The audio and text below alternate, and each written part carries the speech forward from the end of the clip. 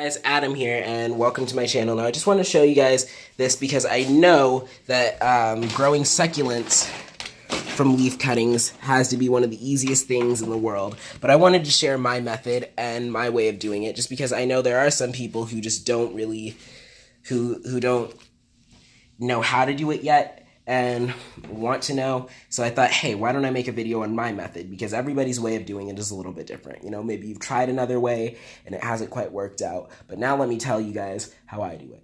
Now, it's pretty simple. You can do it with almost any type of succulent that you have. So I'm going to go ahead and show you guys here. The way you want to start by removing a leaf. And I have an echeveria here that is just overgrown. So I'm just going to go ahead and remove the leaf. Now, with almost all succulents, you want to make sure you take it off right where the leaf meets the stem. So like that. If you take a little bit of a sliver of the stem, of the skin with it, that's okay. Just make sure that you don't break the end of the leaf off. And I'm just going to put this right here on the windowsill because you want to wait 2 or 3 days at minimum for the leaf to callus over.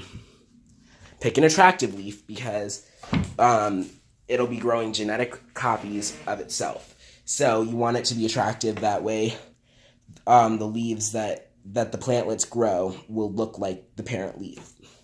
So if I picked a leaf that had, let's say I had a variegated, no, let's see, what's a plant that would work really well for an example here? Yeah, let's say I had a kalanchoe that was variegated, and I wanted it to be, I wanted a specific looking pattern. I'd pick a leaf, let's say I wanted one that was 2/3 green and 1/3 white. Well, I'd find a leaf that was nice and healthy, not too old, not too young, and that had 1/3 green and 2/3, or that had 1/3 white and 2/3 green like I wanted, and I'd take that leaf, and I'd let it dry out, and then I'd just lay it down on the soil like this. Now, for bigger leaves like kalanchoe, beharensis, I would actually say that you could plant it like this, upright.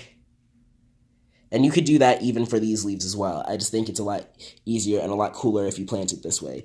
For some of these larger kalanchoe tomentosa panda plant leaves, I actually have them leaning up against the rim of this little tray here to just to let them be a little bit elevated. That way their roots kind of go more into the soil.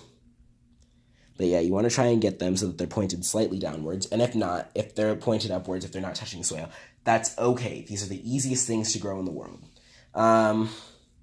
Just lay them down on some soil, and I use 1 part just standard Miracle-Gro potting mix to 2 parts perlite. And as you can see, it's a nice, well-draining mixture with a lot of perlite on it. So I let it, I slightly dampen the mixture. I don't wet it. I don't get it completely moist. I just want it to be slightly damp before I plant these cuttings. And then after that, I don't water the soil itself ever again. I just water the leaves, and I'll show you how to do that. It's very simple.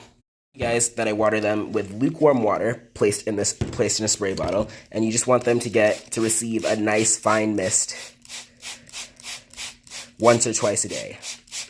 You want to keep the leaves themselves wet to keep them from drying out.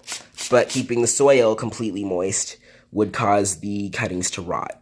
So just make sure that you spray the leaves thoroughly once or twice a day.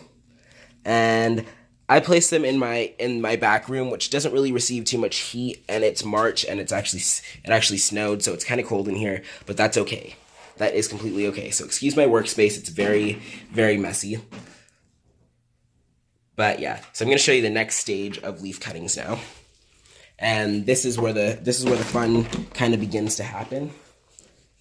In this little tray here, I have echeverias and pachyphyllums. Now, the pachyphyllums and a few of the echeveria leaves were planted later than the first set of echeveria leaves. So these echeveria leaves that have hot pink roots, which is a cool thing about succulents, they actually get hot pink roots. You can see there, those ones were planted before the rest of them. But they'll start to get roots like this, and from there they'll actually start to produce buds, which will turn into their own little plantlets. And I have a kalanchoe beharensis leaf that is showing those. So let's go out to the windowsill and I'll show you that. So here you can see, here's a Kalanchoe beharensis leaf.